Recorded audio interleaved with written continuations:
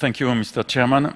Dear shareholders, dear board members, dear colleagues, ladies and gentlemen, it is my pleasure on behalf of the company's management to give you today an update on the company, on our strategy, and on our business performance.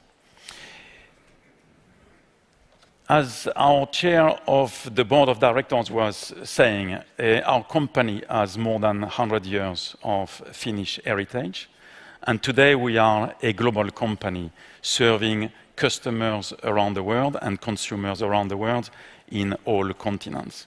As you know, we are specialized in, nowadays, over the last 15 years, we have specialized in packaging for food and everyday necessities. And I should even say we are specializing in sustainable packaging for food and everyday necessities. And we do that by serving customers, local customers as well as global customers, in the different sectors in which we operate, the food service sector, the FMCG, as well as retail in some geographies, and healthcare industries. And we do that thanks to our three complementary technologies, the paperboard conversion, which is at the roots of our company, the molded fiber, and then the flexible packaging. Those are three complementary technologies. I'll come back to this about our strategy. And there is one thing that makes us really proud, but at the same time extremely responsible about our business. Or actually two things. One is driving sustainability for the future of the planet, for the next generations. But the other one is that when we work every day, we realize and think about the fact that our products are touching billions of people every day, in their home, out of home, in their office, in the stores, everywhere in the daily consumption. And that's giving us a privilege, but also a real responsibility when it comes to, for instance, quality, food safety, and convenience. Without further, I would like to, if I get the technical now too much, sorry. I would like to introduce the executive team of the company that is supporting our businesses across the world. And I will start with Thomas Geust, Financial Officer. Frederick Davidson, who is the President of the segment Fiber Food Service Europe, Asia, Oceania. Marco Ilti, President of the segment Flexible Packaging. Anna O'Hara, President North America. Sala Ahonen, who is Executive Vice President, Sustainability and Communication. Marina Mananat, Executive Vice President, Strategy and Business Development. Sami Paoni, Executive Vice President, Corporate Affairs and Legal General Counsel of the company.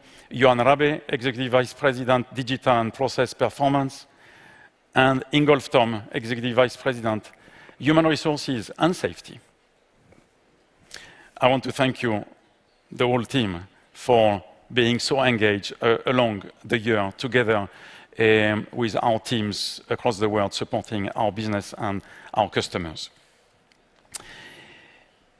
A year ago, when we had the AGM, it was a month before, at the end of March 2023, we had released and presented our new strategy for 2030, our 2030 strategy for the decade that we started in 2020, but we refined it in 2023. And we explained at the time that what we are driving is an ambitious transformation. An ambitious transformation leading our business through technology leadership for sustainable packaging solution. This is the essence of what we want to do, and we do that from the legacy of the company founded on the strong foundation that we have with our core competencies in our businesses, core competencies as a packaging converter. And when we listen to our customers, what they see as the strength of the company as a packaging converter over the years has been the reliability of how we deal with them, the fact that we have a global footprint and therefore we are able to serve them where they are located and where they want to grow in the world. But also because we have been accompanying our customers in their incremental innovation throughout the years in our history. Now, I said that the key word in our packaging portfolio is about sustainability now. And this is what we have recognized back in the early days of the decade. In 2020, we said there is no other choice for the packaging industry to have the responsibility and also the opportunity to transform the packaging into sustainable solutions for the future, for protecting the future generations, and for lowering the impact it has on the environment. I'm used to say that, and I'm a strong believer of the fact that packaging, particularly food packaging, has a greater impact or greater value than its impact on the environment. And I may come back to that, but the essence of this is because packaging is protecting, is making products, particularly food, available. It makes products safe, and it also reduces the waste in the world, which is the main contributor to global greenhouse gas emissions. Food, when we are talking about the food system, which is the core of our packaging, in the food system, 30% of the food is wasted in the world, throughout the chain, not just at consumer place, throughout the value chain, 30%, and that represents 10% of the global greenhouse gas emissions. The best solution to reduce food waste is the right packaging. But packaging has a responsibility as well because it has an impact on the environment, and therefore the need to drive not less packaging, but better packaging. We believe that the debate of more or less packaging is not the right debate. The right debate is better packaging because the world is growing. And that is where we believe that our strategy is a growth strategy because the world is growing. And therefore, we want to associate this opportunity of growth of the demography of the living standards together with the need of innovating for better packaging, therefore for sustainable packaging. And we do that through proprietary technology, particularly around the molded fiber, which is in the core competence of the company, as well, and I'll come to some examples, obviously, and with the flexible packaging, where we are transforming our entire portfolio from being non-recyclable 5 years ago to becoming, by 2030, fully recyclable. So this represents a huge opportunity for the company, thanks to the complementary technologies that I was mentioning before. But also because, as I said, the world is growing. The demography is there supporting our business. But not only the demography, also the living standards are increasing. And third, the aspiration of consumers for more sustainable convenience. 2 words. More sustainable, but more convenience also. And all of this, with our global footprint and our 3 complementary technologies, positions us very well in the opportunity of innovating and of growing our business. This is why when we presented our 2030 renewed strategy last year, we decided to have an even more ambitious economic development towards the future. And we said that our long-term targets would be, as presented on the slide, on the right-hand side of the slide, to grow 5 to 6% organically each year across the coming years. Second, reaching, on the long run, 5 years, an adjusted EBIT margin between 10 and 12% EBIT. Third, increasing our return on investment to a ratio of 13 to 15%, and keeping a healthy balance sheet management with a leverage between 2 and 3 times the adjusted EBITDA in terms of net debt over adjusted EBITDA. And all this for what? Because if we deliver all this, we will continue to deliver or even accelerate the delivery of EPS growth. And that, in the end, means also in terms of shareholder return, continuing with our policy of dividend payout between 40 and 50%.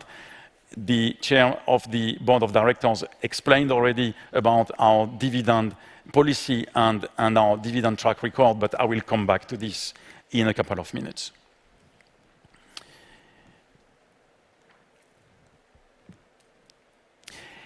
This drives me to say now, so this was the what and what is our ambition in the context. But how do we get there? How do we make the company successful in this ambition of becoming the first choice in sustainable packaging, growing at fast pace and with good profitability, higher profitability in the future?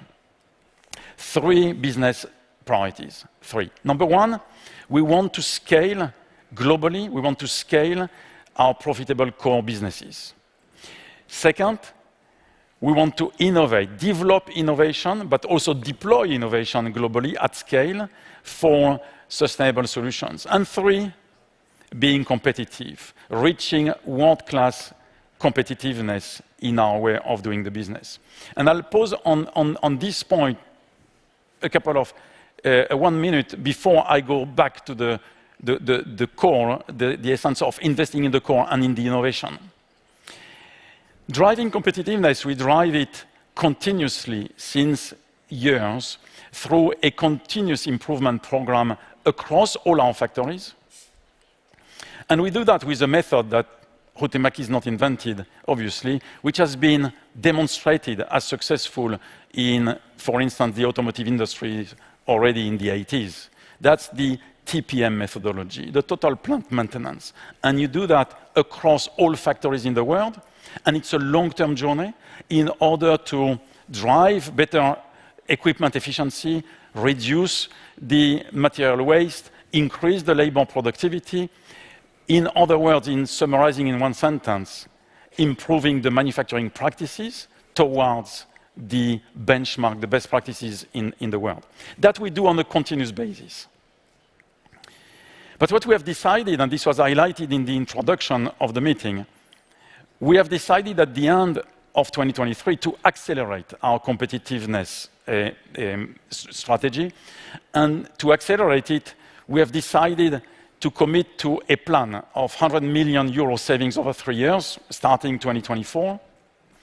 And this is covering all the areas of costs in the company, starting with, obviously, material costs, which, as you can understand, in our industry is the number one cost. So material cost, but also material efficiency in our factories, labor productivity, and footprint optimization. Footprint optimization, when we're talking about footprint optimization, we're not talking about reducing capacity when we close a factory. We are talking about consolidating, optimizing our footprint. We've done so in 2023 with a small factory in Czech Republic, in Prague, which is, the closure is now completed, transferred to our bigger factories in Germany and in Turkey. We've done this as well in India during the year 2023. Then, in the first quarter, continuing with this accelerated plan of competitiveness, we've done it by consolidating 2 out of our 4 factories in China, and the transfer of equipment is ongoing as we speak. This was announced in March. And then 2 days ago, on April 23rd, we announced the closure of the factory that we have in Malaysia, the factory in Klang in Malaysia. This is to give a quick overview about the fact that we are taking competitiveness extremely seriously.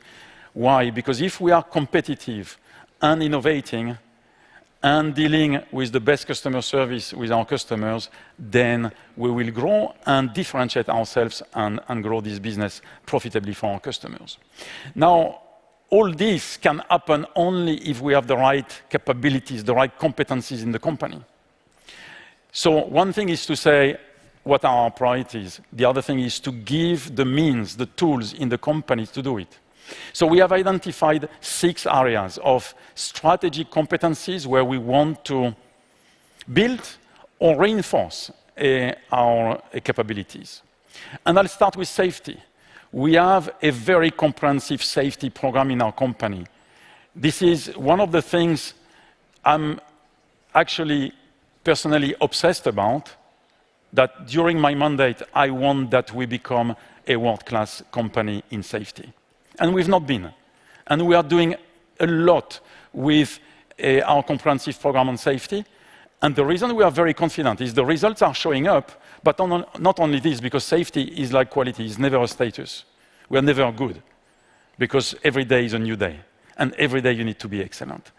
But the reason we are confident is that we are working with this comprehensive plan from management to shop floor with a very consistent improvement plan.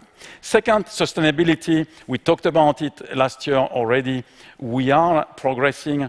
If we draw from 2020, when we started, to 2030, where we put our targets, and we draw a trajectory to 2030, from index 100 to index 200, we are today at index 153. Lots of numbers, but just to say, and we have many KPIs behind, obviously, that we follow on a quarterly basis, that we communicate to investors every 6 months.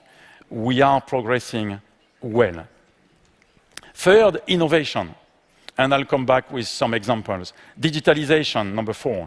And then about competitiveness, it's really about how do we work with customers and how do we work in our operations. I have already commented on this. So these are the 6 strategic competencies, capabilities where we want to make the company strong. Now the examples, because I mentioned 3 strategic priorities. I emphasize competitiveness, now about the 2 others. Scaling the core business and innovating. And on the slide, from the left to the right, you see examples which are going from the scaling the core business to the more transformative innovation. And I'm limiting myself to only those 5 examples for now. First, increasing our capacity for egg packaging. Egg consumption in the world is growing, and in addition, there is conversion of certain packaging alternatives, like if I take the US, in the US there is a conversion by legislation in many states of polystyrene packaging to fiber or other plastic, but mainly to fiber. Therefore, our investment in the factory in Hammond, which started commercial production in September 2023, is very timely. Second example, again in the US, but I should have said that in egg packaging, it was not only in the US, we invested in France as well in the line, in South Africa, and we continue investing in this core competence. Second, in the US, we have a food service business that is growing and being profitable, and therefore we want to scale it in order to gain market share. And we're doing this by this year installing or expanding our Paris, Texas factory to duplicate the capacity, and that will come to commercial production in the first quarter of 2025. Third example, which is in between scaling and much more towards the innovation, it's what I said at the beginning, transforming completely our flexible packaging portfolio into becoming, by 2030, fully recyclable. For that, we have developed a technology that we believe is ahead of competition in terms of developing monomaterial structures for flexible packaging using 3 types of material. So it's monomaterial structures, but 3 types: paper, polypropylene, and polyethylene, most of the portfolio being in polyethylene, but also with some conversion to paper. We announced that at the end, the launch of these technologies and first commercial deals at the end of April 2023, exactly a year ago, and we are now in the deployment for the next couple of years. Number 4, now really much more transformative even, it has been about converting in the market and becoming the new reference in the food service market, converting plastic solutions like the plastic lids on paper cups into fiber leads. And we produce this, that's the beauty of the transformation. We produce it in a factory that would have been closed because it was a plastic production factory. We are producing it in a factory in Alfin in Germany, which is fully utilized today and where we're even looking for more capacity linked to the demand from customers. And last, the most transformative has been stretching the molded fiber competence and technology from the egg packaging, transforming into a high precision molded fiber technology that gives us the possibility to have developed over the last couple of years with our partner Nespresso the new paper-based home compostable coffee capsules that they are using now in 2 pilot markets in France and Switzerland since September 2023 and plan to further deploy. So these are examples, tangible examples of how do we convert our strategy into reality in the market. Now, looking backwards to our business performance over the last couple of years and taking 2019 as the baseline, in the last 4 years compared to 2019, we have grown our sales by an average of 5% per year in a very disrupted market.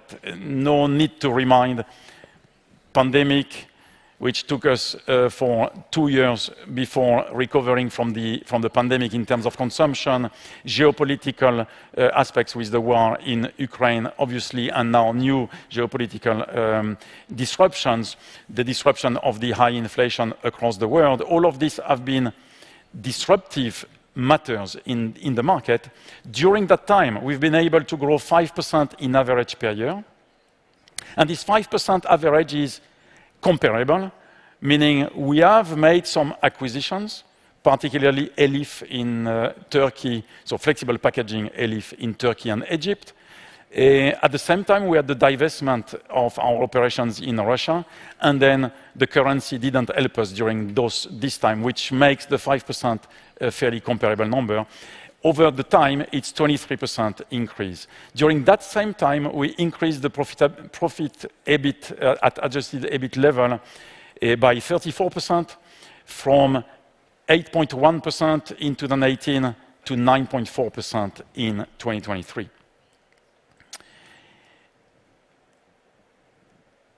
I'm not lucky with the device. Okay.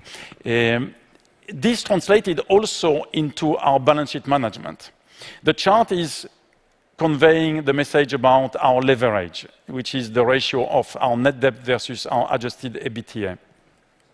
You see that we have a peak in 2021. This is after the acquisition of Elif. Since then, with a good cash flow management, we have been able to reduce, and no acquisition in the last 2 years, we have been able to reduce this leverage from 3.1 to 2.2 times at the end of 2023. And all of this put together is now back to the point about the dividends. And I believe it is a unique case in Finland.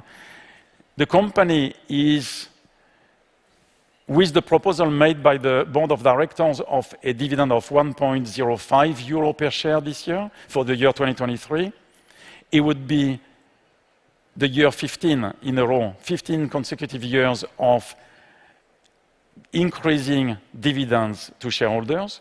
And this increase is an average, over 15 years, this increase is an average of 8% per year.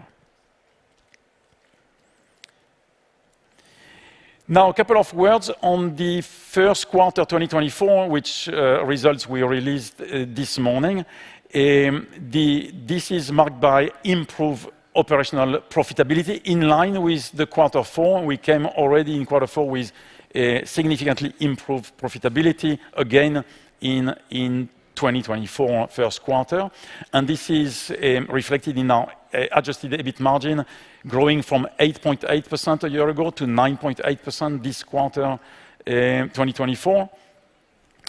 With a sales level which is impacted by currency again, 2%, and which is impacted as well by higher pricing pressure in the value chain, whilst the volume have been relatively flat to slightly negative, but let's say flattish in the first quarter, while we are seeing at the same time, when we compare to the latter part of 2023, some signs of increasing demand, and especially when we're looking towards what we're seeing now in the beginning of the second quarter.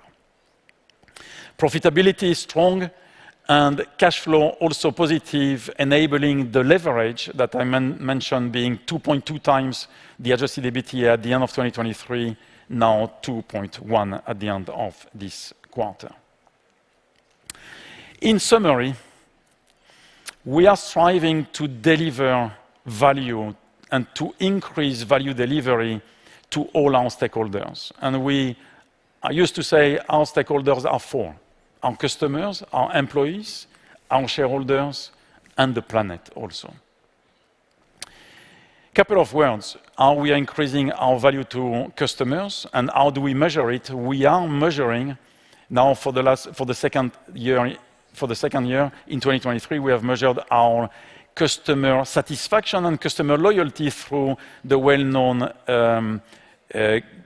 KPI NPS, which means Net Promoter Score, and it has been increasing in 2023, close to the industry standard.